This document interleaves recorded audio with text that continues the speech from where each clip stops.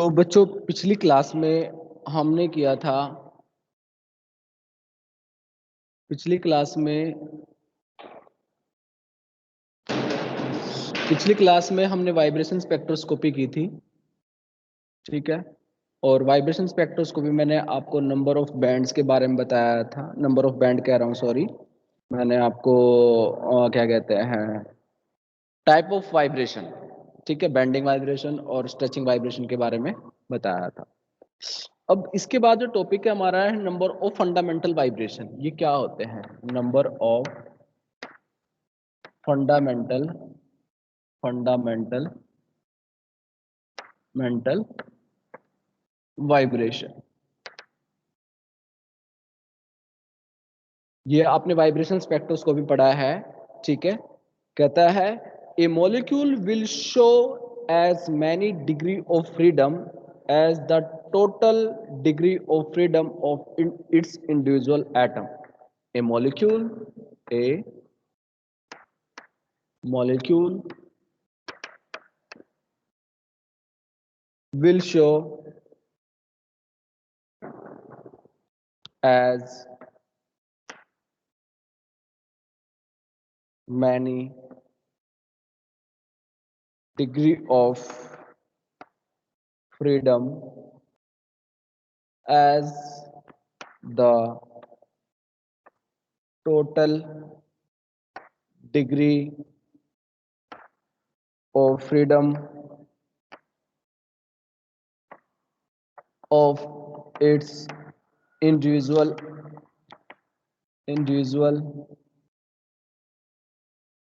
Atom. और किसी भी मॉलिक्यूल के अंदर total number of degree of freedom कितने होते हैं?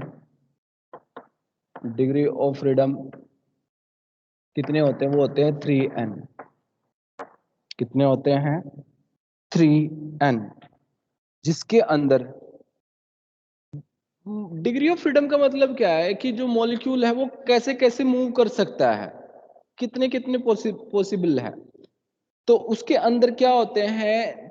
3 तो हम मान के चलते हैं। उसके अंदर जो ट्रांसलेशन होती है, अगर नॉन लीनियर मॉलिक्यूल है तो, अगर मॉलिक्यूल आपका कैसा है? नॉन लीनियर है, ठीक है। मॉलिक्यूल अगर आपका कैसा है? नॉन लीनियर, तो उसके अंदर देखो क्या क्या मिलेगा। ट्रांसलेशन ऑफ फ्रीडम, ट्रांसलेशन और फ्रीडम कितने मिलेंगे? 3। रोटेशनल कितने मिलेंगे? वो भी हमें कितने मिलेंगे? 3 मिलेंगे। तो नंबर ऑफ वाइब्रेशनल कितने हुए? नंबर ऑफ वाइब्रेशनल कितने हुए उसके अंदर?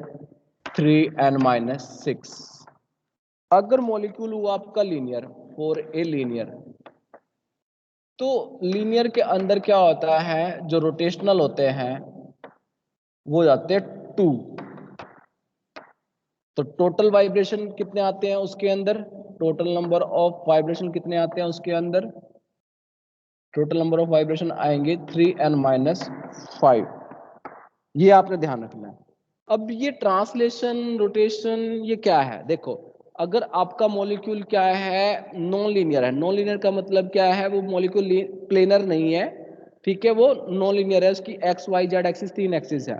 तो ट्रांसलेशन का मतलब है कि वो, देखो, ये अपनी एक्स एक्सिस में भी ट्रांसलेशन कर सकता है आगे, एक जैसे यहाँ पे है, तो ये इस एक्सिस में भी जा सकता है, ये इस एक्सिस में मूव कर सकता है ऐसे, और ये जेड एक्सिस में भी मूव कर सकता है ऐसे। तो इन तीनों एक्सिस में मूव कर सकता है, इसलिए इसको हम बोलते हैं 3 इसके अंदर डिग्री ऑफ फ्रीडम होते हैं। किसके अंदर? ट्रांसलेशन के अंदर। रोटेशन में आ जाओ, 3 कैसे कर सकता है? देखो, एक तो एक्स एक्सिस में मूव कर सकता है ऐसे, ठीक है, एक्स एक्सिस में वहीं पे मूव, उसकी मूवमेंट पोजीशन वहीं पे रहेगी। अगर वाई एक्सिस में भी मूव कर सकता है ऐसे, एज इट इज, ठीक है, रोटेट कर सकता है। और वो जेड एक्सिस में भी क्या कर सकता है? रोटेट कर सकता है। 3 हो गई इसकी, तो 3 रोटेशनल हो गया, ठीक है। तो बाकी की क्या होंगी? वो बाकी की वाइब्रेशनल उसके डिग्री ऑफ फ्रीडम होगा, इसलिए हम लिखते हैं 3n-6। बट अगर मॉलिक्यूल लीनियर हो, लीनियर है इस तरह से, तो उसकी ट्रांसलेशन तो तीन ही होंगी, ट्रांसलेशन तो उसकी कह सकते हम तीन ही होंगी। कैसे? वो एक्स एक्सिस में भी अब ये लीनियर है, इस तरह से मॉलिक्यूल है, ये एक्स एक्सिस में मूव कर सकता है, ऐसे जा सकता है अलग, वाई एक्सिस में भी, जेड एक्सिस में भी। पर रोटेशन में क्या होता है, मॉलिक्यूल अपनी ही पोजीशन पे पोजीशन इसकी वहीं रहती है, तो वो अपने यहाँ पे जितनी मर्जी, आप लीनियर मॉलिक्यूल है तो आपको जितना मर्जी रोटेट कर देना ऐसे इस डायरेक्शन में एक्स एक्सिस में, तो आपको कुछ पता नहीं चलेगा। पर अगर वाई एक्सिस में लेके जाओगे तो आपको डिफरेंट मूवमेंट आएगी, जेड एक्सिस में लेके आओगे तो डिफरेंट मूवमेंट लेके आएगी। तो इसलिए इसके हम दो ही काउंट करते हैं। तो आपने ध्यान रखना है बस ये कि in case of a non linear, number of vibrational mode निकालने का फॉर्मूला होता है 3n-6, but in case of a linear number of vibration mode निकालने का फॉर्मूला होता है 3n-5। फॉर एग्जांपल मैंने आपको दिया H2O। अब आपको पता होना चाहिए H2O लीनियर होता है या नॉन लीनियर होता है। तो H2O होता है नॉन लीनियर। तो इसके अंदर वाइब्रेशनल डिग्री ऑफ फ्रीडम कितने आएंगे? तो H2O टोटल कितने होंगे? 3n। और n क्या होते हैं यहाँ पे? Number of atom. कितने होंगे टोटल उसके अंदर? 3 × 3 कितना आ गया? 9। अब मॉलिक्यूल क्या है आपका? नॉन लीनियर है, तो कितना होगा? 3n-6 होगा। तो 9 - 6 कितना आ गया? 3। यानी इसके अंदर 3 वाइब्रेशनल डिग्री ऑफ फ्रीडम होंगे। Next C6H6 benzene. क्या है आपका? बेंजीन है। तो बेंजीन आपका कैसा होता है? लीनियर होता है या नॉन लीनियर होता है? तो बेंजीन आपका लीनियर तो होता नहीं है, वो भी नॉन लीनियर होता है। लीनियर का मतलब होता है सिंपल ऐसे स्ट्रेट लाइन में, प्लेन में, जैसे कि C�BC, this is the linear, ये लीनियर है बेटा, ठीक है। ये नॉन लीनियर, ये और ये अपने आते। बेंजीन कैसा होता है आपका? नॉन लीनियर होता है, ठीक है। तो इसके अंदर कितने आएंगे total? And degree of freedom 6 और 6 12, तो 12 तिया 36, 36 ये हो गए इसके total number of degree of freedom, ठीक है। अब वाइब्रेशन कितने आएंगे इसके? 3n-6, तो 6 माइनस कर दो तो टोटल कितने आ जाएंगे? 30। यानी 30 इसके अंदर ऐसे मोड मिलेंगे जिनको आप vibrational degree of freedom show कर सकते हो। तो आई थिंक आपको समझ में आ गया होगा वाइब्रेशनल डिग्री ऑफ फ्रीडम क्या है। अब इससे आप क्या क्या पता कर सकते हो, थोड़ा सा उसके बारे में थोड़ा सा पॉइंट्स है कुछ, तो वो भी हम नोट कर लेते हैं। सबसे पहला कहता है the vibrational frequency of absorption. लिखना चाहते हो लिख सकते हो। द वाइब्रेशनल जो फ्रीक्वेंसी है, the vibrational frequency of absorption falls कितने रीजन में करती है? 4000 से 400 centimetre inverse. The vibrational frequency of absorption falls beyond इतने से इतने रीजन में करेगी। दूसरा, some of the band are too weak to be observe. कहता है इसके अंदर कुछ बैंड ऐसे मिलेंगे जो बहुत ही वीक होंगे, पर वो उसको भी हम क्या कर सकते हैं? इस रीजन के अंदर हम ऑब्जर्व कर सकते हैं। Some of the band are too weak, बहुत वीक होंगे, पर उनको भी हम क्या कर सकते हैं? ऑब्जर्व कर सकते हैं। तीसरा, some vibrational band are vibrating at very close frequency at they overlap. कुछ vibrational band, some vibrational band are vibrate, some vibrational band क्या करेंगे? वाइब्रेट करेंगे एट वेरी क्लोज। और वो हमें कैसे दिखाई देंगे? एक दूसरे के ऊपर ओवरलैप होते हुए, ठीक है। और हमें लगेगा कि वो टोटल है वो एक ही सिग्नल है, एक ही पीक है, ठीक है। तीसरा पॉइंट क्या है? Some vibrational band are vibrating at very close frequency, at very close frequency, तो जिसकी वजह से आपको क्या लगेगा? At they overlap, at they overlap. चौथा पॉइंट लिखो, occurrence in degenerate band, occurrence in degenerate band from several absorption, occurrence in degenerate band। degenerate band का मतलब क्या होता है? degenerate orbitals क्या होते हैं? जिन orbitals की एनर्जी क्या होती है? सेम होती है, उनको हम बोलते हैं degenerate orbital। तो occurrence in degenerate bands from several absorption, मतलब डिफरेंट एब्जॉर्प्शन हुए, ठीक है। सेवरल ऑब्जेक्शन ऑफ किसके? HC ट्रिपल बॉन्ड CH के। इथाइन के, the same frequency in highly symmetrical, जैसे कि R C H double bond C H double bond C H और ये आर, ये आपका क्या है, सिमेट्रिकल है। Occurrence in degenerate band from several absorption of H C triple bond C H, the same frequency in highly symmetrical. कहता है failure of, next point है fifth, failure of some fundamental vibration, failure of some fundamental vibration, failure of some fundamental vibration to dependent in, to dependent in IR because of lack of change in dipole moment। हाँ, पर ये कुछ IR मतलब उनका नहीं बता पाता जिनके अंदर डायपोल मोमेंट नहीं होता, जिनके अंदर डायपोल मोमेंट नहीं होता, ये उन कंपाउंड की स्ट्रेचिंग फ्रीक्वेंसीज को एक्सप्लेन करने में फेल हो जाता है वाइब्रेशनल स्पेक्ट्रोस्कोपी।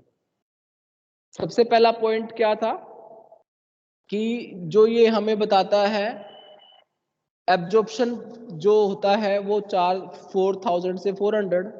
सेकंड था जो वीक एब्जॉर्प्शन होता है उनको भी हम ऑब्जर्व कर सकते हैं। तीसरा जो डिजर्नेट्स बैंड्स होते थे वो सेम एब्जॉर्प्शन वगैरह सिमेट्रिकल वगैरह में थे, ओवरलैप होते थे। और कुछ मतलब इस तरह से तो मैंने आपको 4-5 पॉइंट मैंने आपको एक्सप्लेन कर दिए हैं। बट इसमें पांचों पॉइंट जो आता है ये फेल क्यों हो जाता है, क्योंकि कुछ कंपाउंड जिनके अंदर डायपोल मोमेंट का चेंज नहीं होता, ठीक है, no change in dipole moment नहीं होता, तो उनको IR स्पेक्ट्रोस्कोपी के थ्रू ये उनको एक्सप्लेन नहीं कर सकता। तो यहाँ तक आई थिंक आपको क्लियर हो गया होगा।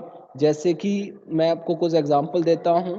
कहता है CO2 है, अगर CO2 की हम सिमेट्रिक स्ट्रेचिंग फ्रीक्वेंसी देखें, CO2 का जो सिमेट्रिक स्ट्रेचिंग, ये सिमेट्रिक स्ट्रेचिंग है, तो इनके अंदर dipole moment, change dipole moment आता है, वो आता है 0।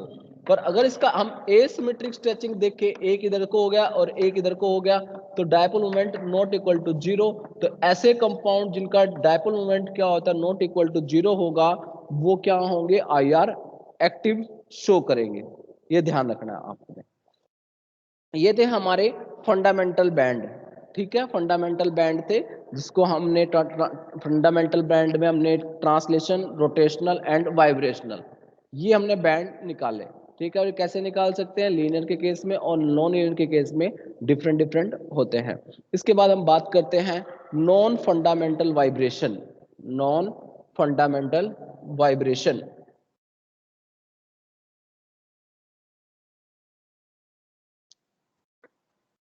फंडामेंटल वाइब्रेशन करा हमने, अब कर रहे हैं हम non fundamental vibration, non fundamental vibration. कहता है इसमें कुछ, जैसे पहला है हमारा है ओवरटोन। ओवरटोन्स क्या होते हैं, ओवरटोन क्या होते हैं, द ट्रम, लिखो इसमें ओवरटोन में क्या लिखो, the term overtone, the term overtone is used in general sense, is used in general sense to apply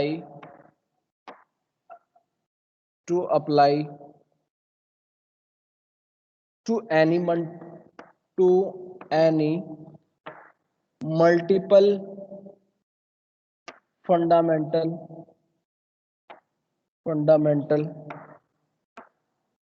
जैसे अगर हम हमारे पास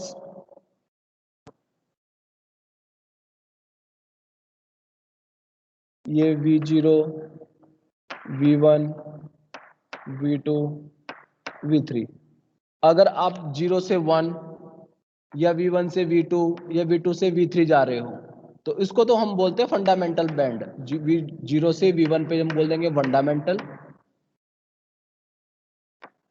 अगर आपकी जो ट्रांजिशन है मल्टीपल फंडामेंटल बैंड पहुंच रही है, V0 से V2 पहुंच रही है या V0 से V3 पहुंच रही है, तो उसको हम बोलेंगे V0 से V2 या V0 से V3, तो उनको हम बोलेंगे ओवरटोन। इनको हम बोलेंगे overtone. It is the multiple of fundamental vibration. It is the multiple of fundamental vibration are stronger in nature. Are stronger in nature. Multiple of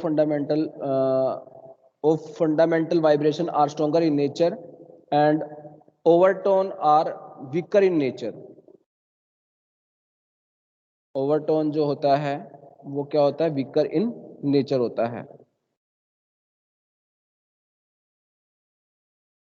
तो ओवरटोन मेनली क्या हुआ, just it is the multiple of fundamental vibration, उसका double होता है, fundamental vibration का double होता है, उसको हम बोलते हैं overtone. Apply to multiple fundamental vibration. इसके बाद आता है हमारा कॉम्बिनेशन बैंड। कॉम्बिनेशन बैंड कि भाई कॉम्बिनेशन बैंड होता क्या, ओवरटोन बैंड आपने पता चल गया कि ओवरटोन क्या होता है, it is the multiple of fundamental vibration. ठीक है। इसके बाद हमारा सेकंड है ओवरटोन, ओवरटोन कह रहा हूं sorry, combination band. Combination band, combination band क्या कहता है, a number of weak non fundamental, लिखो, a number of weak non fundamental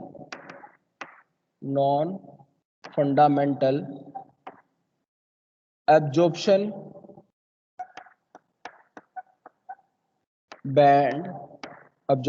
band arise due to the sum of two or more fundamental frequencies.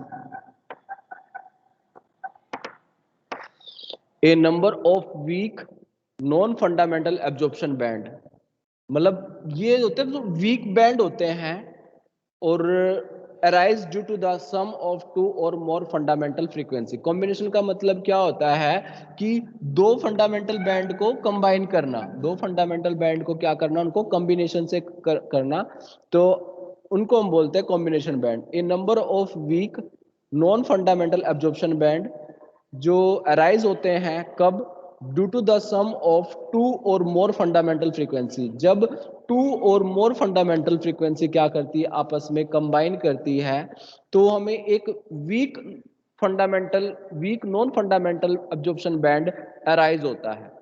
एक weak non fundamental absorption band arise होता है। वो कैसे arise होता है, due to the sum of two और more fundamental frequencies.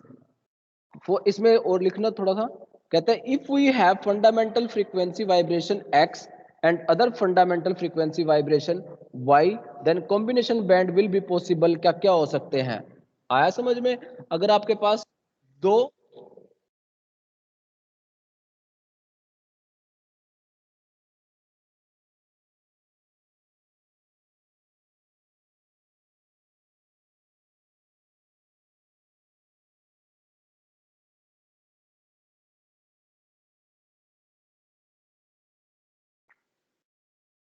मैंने आपको बताया कॉम्बिनेशन बैंड, बताया कि कॉम्बिनेशन बैंड क्या होता है, in number of weak non fundamental absorption band arise due to the sum of two और मोर फंडामेंटल फ्रीक्वेंसी। इसका एग्जांपल क्या लिया इन्होंने, कहते हैं if we have fundamental frequency vibration X and other fundamental frequency vibration Y.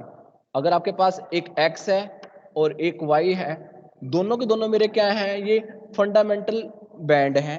अगर combination band जो आ सकता है विल पॉसिबल, क्या क्या हो सकता है, दोनों कंबाइन कर सकते हैं एक्स प्लस वाई में, या फिर इसका ओवरटोन हो जाए, इसका ओवरटोन, ओवरटोन क्या हो गया, multiple of fundamental band, 2x plus Y बना सकता है या फिर x प्लस 2y पॉसिबल हो सकते हैं। ये हमारे क्या है, कॉम्बिनेशन बैंड होते हैं। These are arise due to anharmonicity of the oscillator, these are arise due to anharmonic oscillator which leads to the interaction vibrational modes band। Next है मेरे पास है डिफरेंस बैंड। डिफरेंस बैंड ये combination band था, next क्या होगा मेरा, difference band. Third है difference band. There are also non fundamental band, ये भी कैसा हमारा है, नॉन फंडामेंटल बैंड है। जो कैसे अराइज होगा, जो कैसे अराइज होगा, सेम वो कॉम्बिनेशन से था, किसके कॉम्बिनेशन ऑफ फंडामेंटल बैंड के कॉम्बिनेशन से होगा। और ये कैसे होगा, ये अराइज होगा non fundamental band and arise due to difference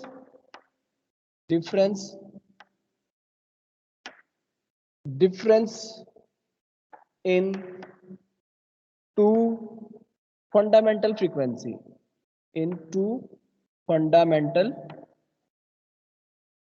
frequency,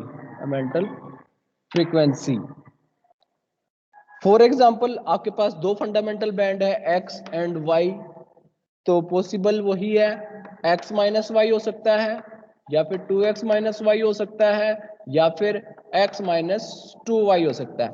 these are the difference band, these are the difference band. These are also due to arise due to किसकी वजह से, अनहार्मोनिसिटी की वजह से ये अराइज होते हैं। तो हमने पढ़ा एक नॉन फंडामेंटल बैंड अब तक, ओवरटोन। ओवरटोन क्या होता है, it is the multiple of fundamental band. ये भी क्या होता है, weak band, weak absorption band होता है। दूसरा हमने पढ़ा कॉम्बिनेशन बैंड। कॉम्बिनेशन बैंड क्या होता है, these are arise due to combination of two fundamental band, उनके सम के फंडामेंटल बैंड की वजह से होता है। और ये भी कैसा होता है, वीक होता है। और तीसरा हमने पढ़ा डिफरेंस बैंड, तो ये भी कैसे अराइज होता है, ड्यू टू डिफरेंस की वजह से। ठीक है, इसके बाद हम चौथा पढ़ते हैं जो इंपॉर्टेंट है, Fermi resonance. Fermi resonance band, Fermi resonance, Fermi resonance band यानी फंडामेंटल एंड ओवरटोन बैंड की interaction. Fundamental and overtone band की इंटरेक्शन, इंटरेक्शन से जो बैंड अराइज होता है उसको हम बोलते हैं फर्मी रेजोनेंस बैंड। तो आप लिखिए, interaction can take place, interaction can take place in fundamental band and overtone.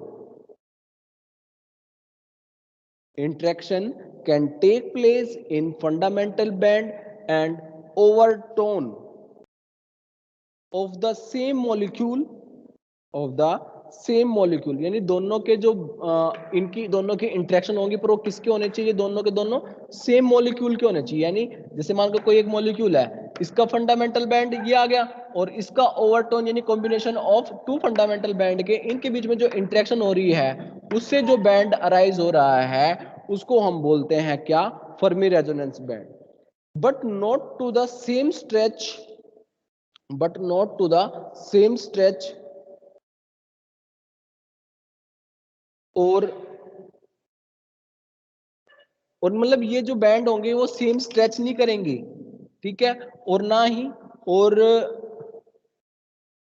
और by the interaction of fundamental band and combination band due to, या फिर हम कह सकते हैं और by the interaction of fundamental band and combination band due to close proximity, due to close proximity. यानी Fermi resonance क्या हुआ, Fermi resonance band is arise due to, is due to fundamental band and overtone band की interaction से जो band arise होता है उसको हम बोलते हैं फर्मी रेजोनेंस बैंड बोल देते हैं। जैसे थोड़ा सा इसको थोड़ा सा और एक्सप्लेन करते हैं एग्जांपल की हेल्प से। कहता है आपके पास एक कार्बोनिल कंपाउंड है जिसकी आपके पास सिमेट्रिक स्ट्रेचिंग दे रखी है 1340 सेंटीमीटर इनवर्स, और इसी की यदि हम एसिमेट्रिक स्ट्रेचिंग देखें तो वो आती है 2350 सेंटीमीटर इनवर्स, और बेंडिंग फ्रीक्वेंसी देखें तो मिलती है 666 सेंटीमीटर इनवर्स। ये तीन इसकी क्या है स्ट्रेचिंग फ्रीक्वेंसी है। तीन आप कह सकते हो कि सिमेट्रिक स्ट्रेचिंग। सिमेट्रिक में क्या होगा इस तरह से, एसिमेट्रिक में क्या होगा एक अंदर की तरफ से दूसरा बाहर की तरफ, और बेंडिंग में क्या होगा ये जैसे कि ये इधर को चला गया और ये अंदर की तरफ आ गया इस तरफ से, ठीक है, ये बेंडिंग हो गया। इसमें क्या होता है रमन स्पेक्ट्रोस्कोपी का थोड़ा सा एक्सप्लेन किया हुआ है कि इंटरेक्शन ऑफ, लिखो इसमें, interaction of Raman, interaction of fundamental stretching frequency, fundamental stretching frequency जो सिमेट्रिक है इन CO2 1340 प्लस कहता है first overtone of bending vibration plus first overtone of bending vibration, first overtone of bending vibration कितना है 1334, यानी close proximity 1334। The frequency is nearly close to each other. The frequency is nearly close to each other, and interaction is arise 1388 centimeter inverse 1380, जिसको हम बोलते हैं Fermi resonance band. तो Fermi resonance band क्या होता है, it is the just interaction of fundamental band and the first overtone band, उनके दोनों की इंटरेक्शन से जो बैंड अराइज होता है उसको हम बोलते हैं फर्मी रेजोनेंस बैंड। और इसमें क्या होता है कि इनकी फ्रीक्वेंसी काफी क्लोज होती हैं, जो आपस में आपको हमें ओवरलैप हो जाती हैं और हमें एक नई फ्रीक्वेंसी मिलती है जिसको हम बोलते हैं फर्मी रेजोनेंस। इसमें एक एग्जांपल और लिया हुआ है एल्डिहाइड का। Aldehyde aldehyde